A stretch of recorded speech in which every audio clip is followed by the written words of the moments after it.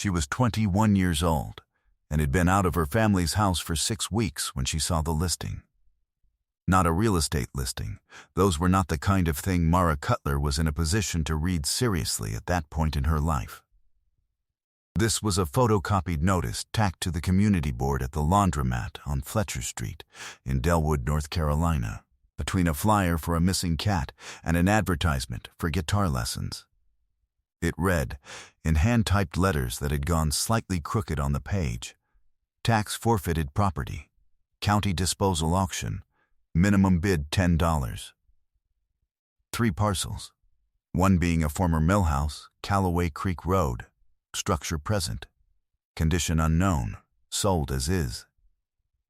Mara read it twice. She had $47 in her checking account and a backpack she'd been living out of since the night her mother's boyfriend had changed the locks on the apartment in Raleigh, and her mother had chosen, for reasons Mara had stopped trying to understand, not to answer the phone. She paid $10 at the county courthouse the following Tuesday morning and signed her name on a deed to a mill house that 2 of the 3 people present openly told her wasn't worth the paper the deed was printed on. What they didn't know, and what Mara herself would not know for another 3 weeks, was that beneath the floorboards of the back room of that mill house was a tin box wrapped in oilcloth that a woman named Ida Pruitt had hidden there in 1931 and that nobody had found in 92 years, and what was in it would change the trajectory of Mara Cutler's life so completely that even the people who had written her off entirely would eventually hear about it, in the particular way that news travels in small towns, and go very quiet. If you found this channel and this kind of story means something to you, I hope you'll subscribe. We tell these stories every week, and knowing you're out there listening is what keeps us going. Drop a comment and let us know where in the world you're watching from. We love hearing from you. Mara Cutler had grown up in a succession of apartments in Raleigh, moving often enough that she had learned early not to unpack things she'd need again soon. Her mother, Denise, was not a bad person. Mara had spent a long time being careful about how she said this, because people who hadn't lived it tended to flatten it in one direction or the other. Denise was not bad. She was also not, in any consistent way, a parent. She worked the counter at a dry cleaner's. She loved television. She laughed easily at the right moments.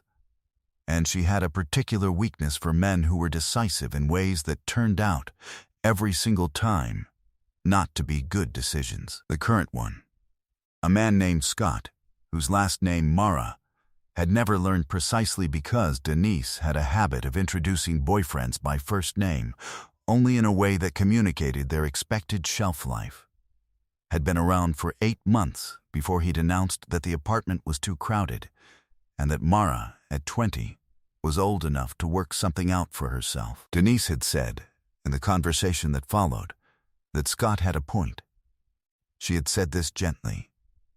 She had said it in the tone of a person who has made a choice they would prefer not to examine too closely, and who needs the other person to accept the framing quickly so the examination doesn't have to happen. Mara had looked at her mother for a moment and had said nothing. She packed what she could carry. She walked out. Denise called twice in the following week, messages that Mara listened to and did not return. Not from cruelty, but from the clear-eyed understanding that returning them would cost her something she could not afford to spend. She slept on a friend's couch in Raleigh for 3 weeks, then in her car, a 2003 Honda with 214,000 miles and a driver's window that would not fully close. For another 3, she had a job at a copy shop on Hillsborough Street that paid $11.50 an hour and gave her 26 hours a week, which was enough to keep the car running and buy food, but not, in any realistic configuration, enough to put together the first and last month, plus deposit that every apartment in her price range required before they'd hand over a key. She was not panicking. This was something people noticed about Mara and occasionally found unsettling. She had a stillness in difficult circumstances that looked like calm and was actually something more considered. a habit of allocating her energy precisely toward what could be changed and away from what couldn't. She had developed this habit over 20 years of living with a person who operated the opposite way. She had been in Delwood because the copy shop had a location there, and she'd transferred, thinking a smaller town might be cheaper. It was marginally cheaper. Not enough.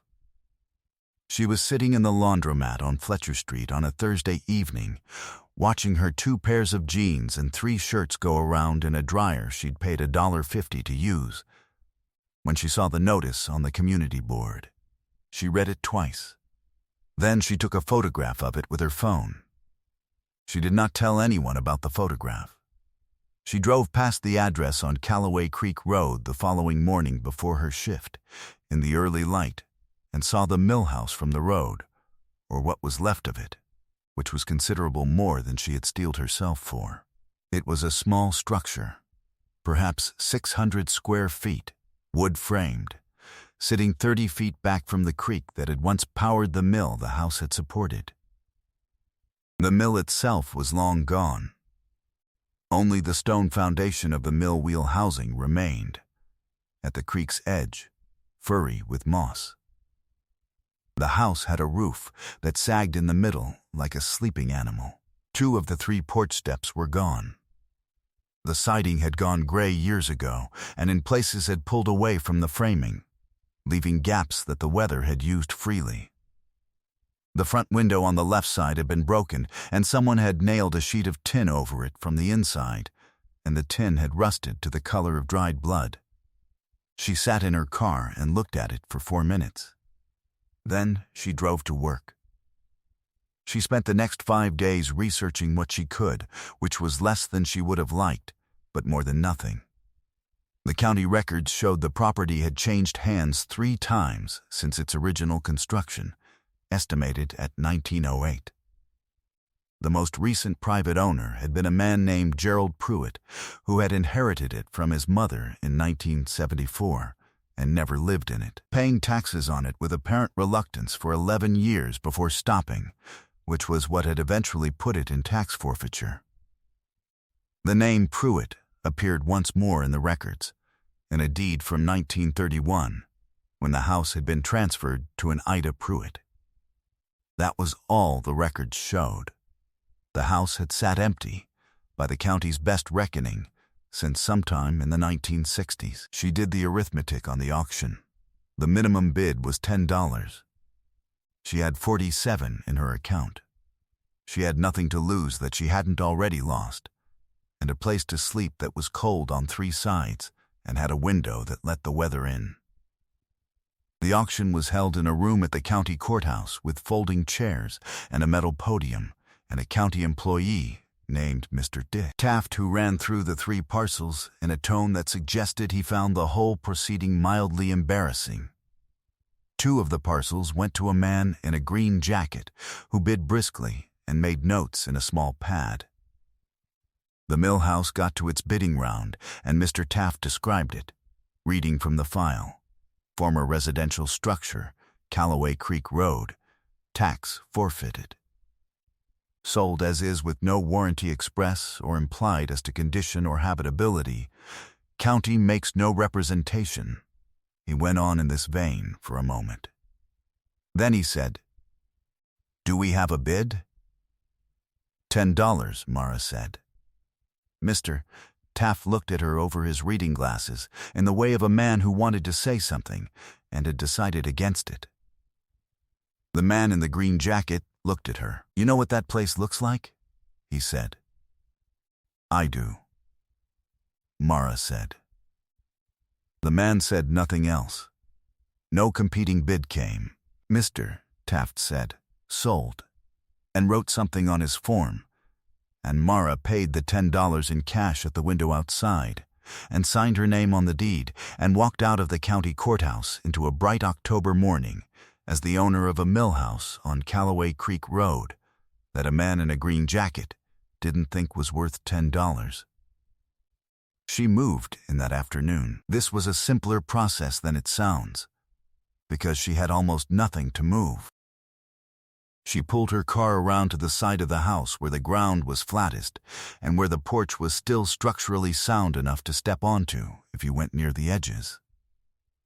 She opened every window she could open, which was 2 of the 4 that hadn't been painted or warped shut. She swept the floors with a broom she'd bought at the dollar store on her way out of town. The floors were wide plank pine, the boards rough and dark with age but solid. She stamped her foot in several places to check and heard nothing give. The interior smelled of old wood and dry rot and something else, fainter, something mineral, like creek stone or like the inside of a well. There was a woman at the end of Callaway Creek Road named Harriet Bowles, who was 76 and who had lived in the White House at the road's terminus for her entire life, and who had watched from her front porch as Mara's car passed that first afternoon, and had made what her daughter would later call the Harriet assessment, a look that took in everything quickly and filed it. 2 mornings later, there was a covered dish on the millhouse porch, a pan of cornbread, still slightly warm, with a note that said, in handwriting that pressed hard on the pen, "You'll need to shore up the middle joist before the floor caves. The beam under the back room is where I'd start."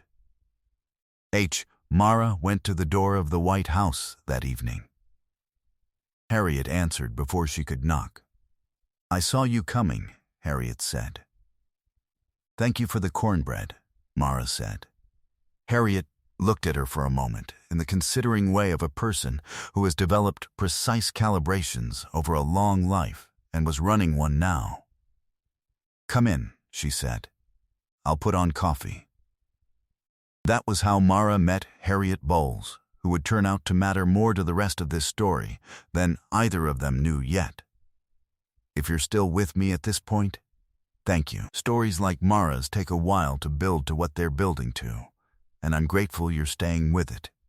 If you haven't subscribed yet, I'd be glad if you would.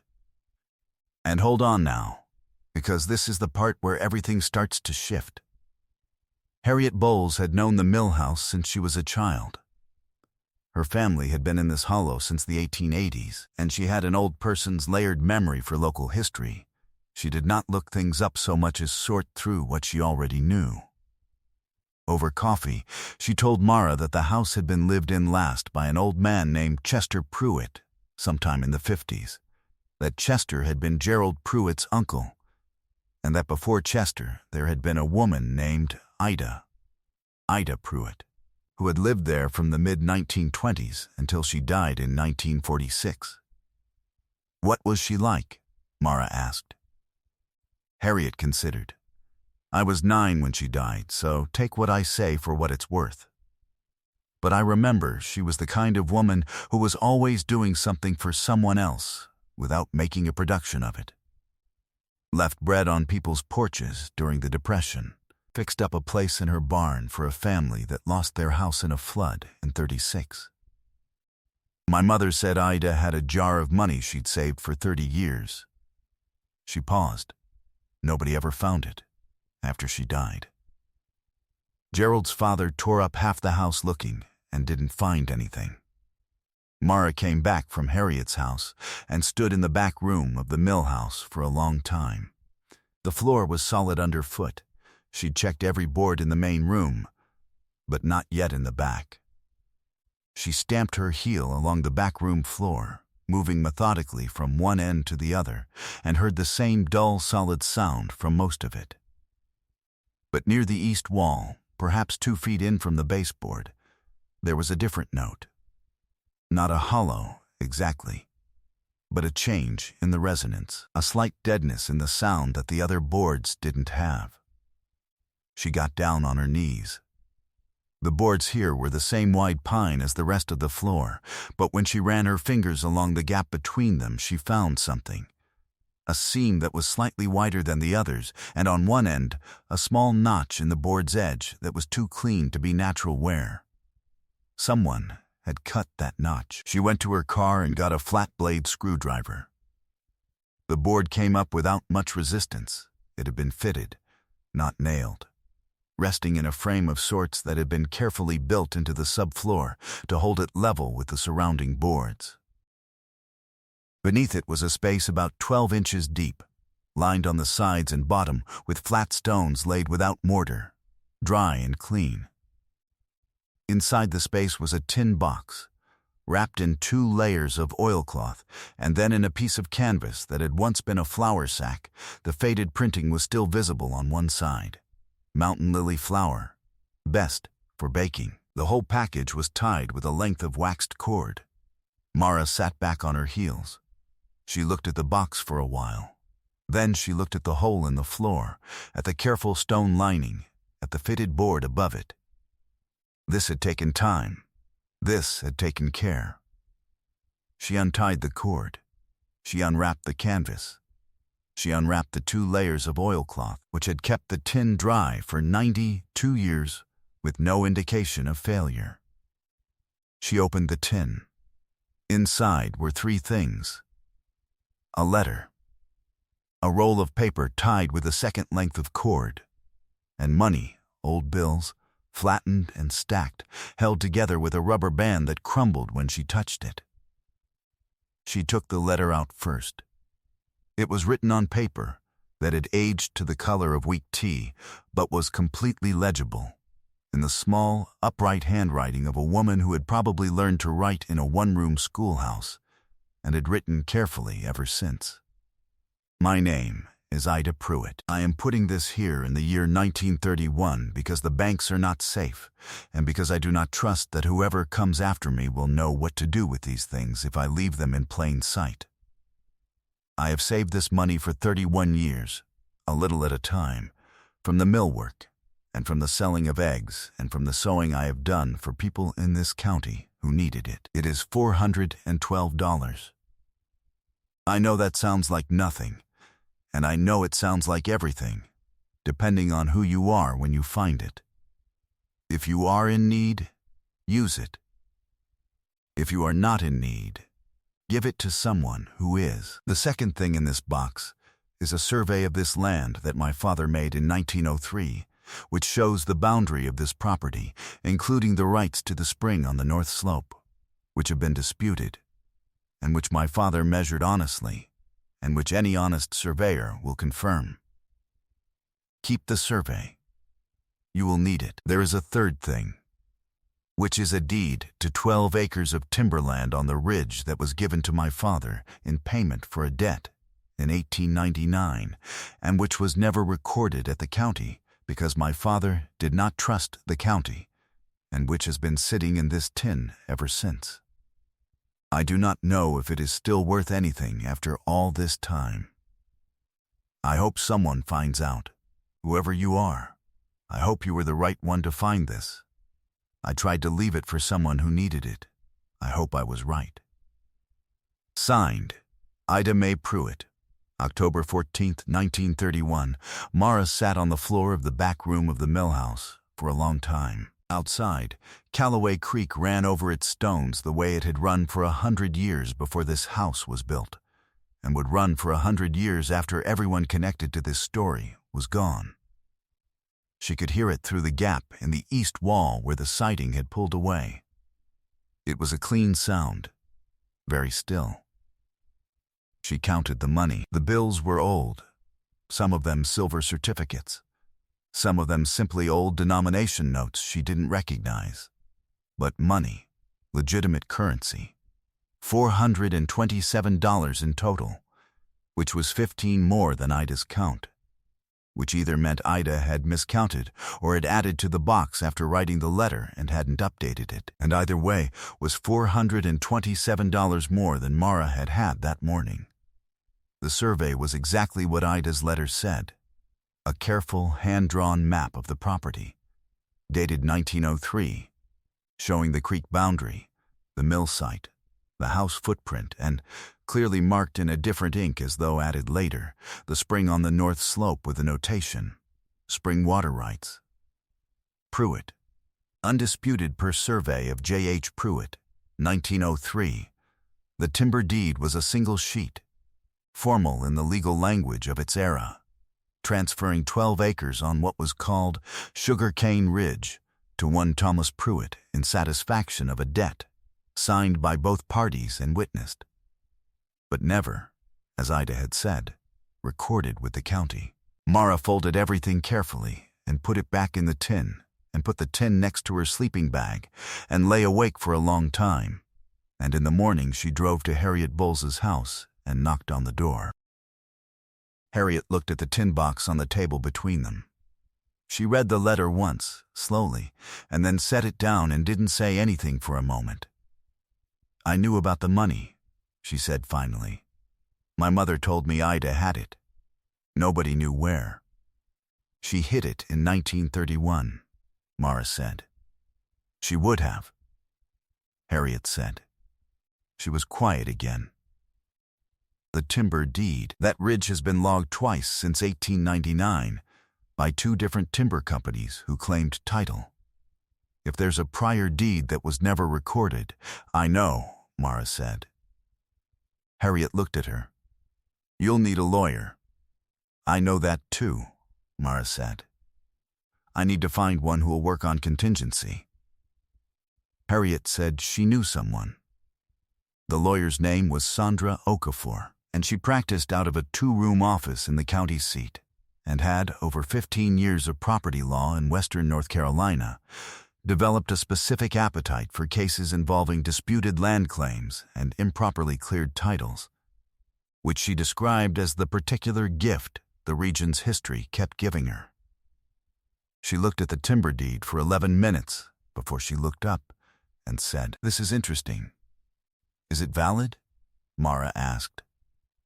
"That," Sandra said, "is going to take some work to establish.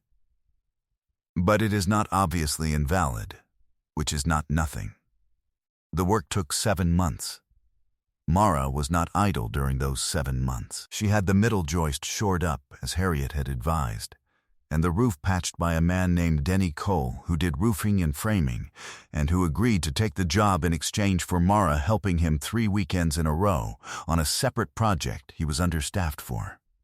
A fair trade that left her with a sound roof and $200 she'd earned on Denny's job besides. She re-nailed the siding that had pulled away. She replaced the porch steps. She got the left front window's broken glass replaced with a single pane she found at a salvage yard in Asheville for $8 and installed herself after watching a YouTube tutorial 4 times. She found a wood stove at an estate sale for $20 and had it installed by a licensed sweep Harriet's son knew, who did the job for cost because Harriet called him herself. By February, the mill house was warm. It had a sound roof and a working stove and floors that didn't move and a window that let the light in rather than the weather. It was 600 square feet, and Mara had a sleeping bag and a camp chair and a card table, and she had learned enough about what she was doing to know that the only meaningful difference between having nothing and building something was whether you kept showing up to the work. Sandra Okafor called in March. The timber deed, she explained, had been established as valid through a combination of historical land records, an expert analysis of the 1903 handwriting and paper stock, and a title search that confirmed the ridge in question had never had a properly cleared original deed on record, meaning the 2 timber companies that had logged it had operated on the assumption of clear title that, it turned out, did not exist. The current owner of the ridgeland, a timber holding company based in Charlotte, had been put on notice.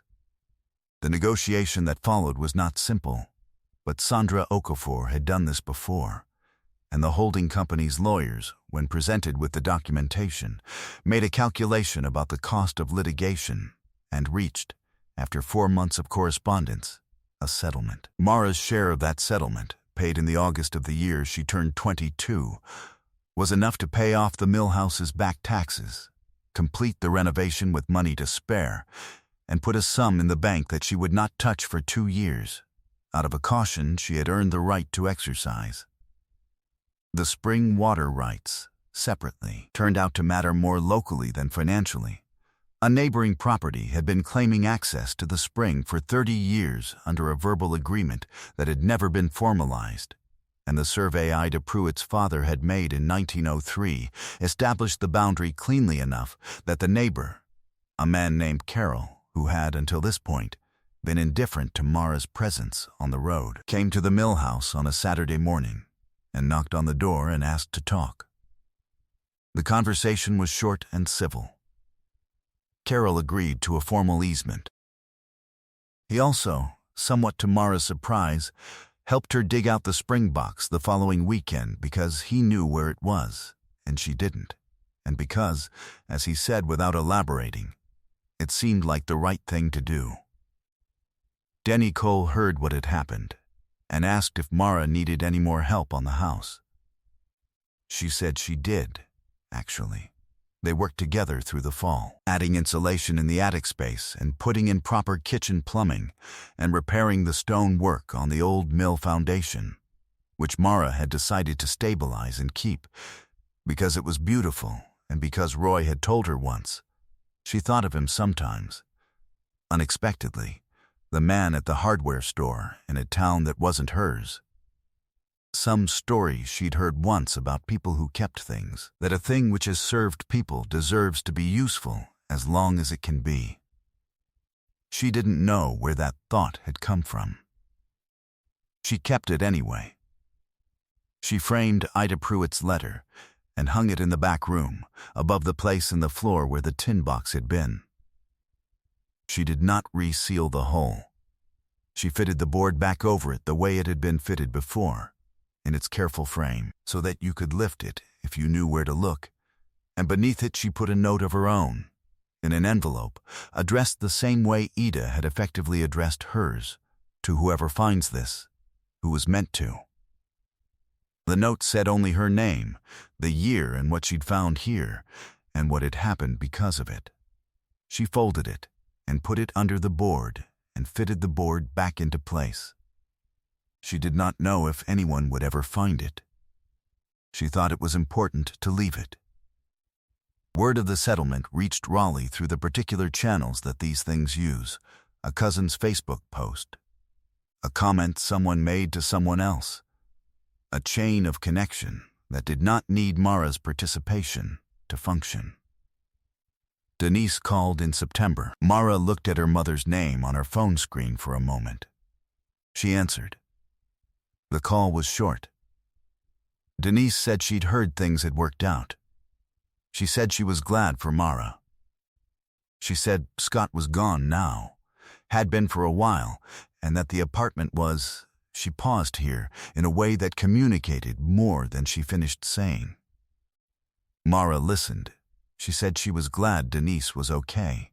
She said she had to go because she had work to do. She meant it without cruelty. She genuinely had work to do, and the kind of conversation Denise wanted to have was not one Mara was ready for yet, and possibly not one she would ever be ready for, and she had made her peace with both possibilities. She hung up and went back to helping Denny pull the old wiring from the attic, which was the job for that afternoon, and which was exactly what it was, and nothing more than that. There is a kind of resourcefulness that doesn't come from having everything and barely notices when something is added. It comes from having almost nothing, and learning the exact weight of each thing, and deciding which things are worth carrying and which aren't. Mara Cutler had been 21 years old with $47 and a backpack and a Honda with a window that wouldn't close. And she had looked at a mill house on a creek road that a man in a green jacket had told her wasn't worth $10, and she had seen something in it that he hadn't. Not potential in the shiny, aspirational sense, just a thing that was real and needed work and was worth the work she could give it. That was all. That turned out to be enough. She was 23 by the time the mill house was finished, truly finished. The way things are when every board is sound and every window opens, and there is a wood stove putting out real heat in December, and something growing in the kitchen windowsill in a repurposed coffee can. Harriet Bowles came to see it on a Tuesday in November and stood in the back room where the letter was framed and the floor held firm and said, "Ida would have known you were the right one." Mara said she hoped so. She left it for someone who needed it, Harriet said, but also someone who'd know what to do with needing it. She looked at the framed letter on the wall. Those aren't always the same person. They had coffee in the kitchen, and Harriet told her more about Ida, about the bread left on porches, about the family in the barn, about the jar of money everyone had known about and nobody had found. She did things quietly, Harriet said. Never made a fuss about it. Just did the next right thing and moved on. The phrase settled in the room the way certain phrases do. Mara was 21 years old and had $47 when she bought a mill house that nobody else wanted. She was 23 when it was finished. She was not wealthy. She was established, on a piece of land with a creek and a spring and a stone foundation that had held for 115 years, in a hollow where the neighbors knew her name, and Harriet Bowles still sent something over when she thought Mara was working too hard, which was fairly often, because Mara did work hard. She worked the way you work when you understand the value of things at the specific level of what they actually cost. Beneath the floorboards, in an envelope in a tin box in a stone-lined hole, her note sat beside Ida Pruitt's letter. Two women, 92 years apart, who had held on past the point where holding on made obvious sense, and who had found, in doing so, that the things built by people who hold on have a way of lasting. If this story stayed with you, I hope you'll share it with someone who might need it today. And if you haven't subscribed yet, please do. It's the best way to make sure you don't miss the ones that come next. Before you go, I'd love to hear from you in the comments. Has there ever been something in your life that looked worthless to everyone else, but that you saw something in? Tell us about it. Those answers are the best part of this whole thing. Thank you for spending time with Mara today. See you in the next one.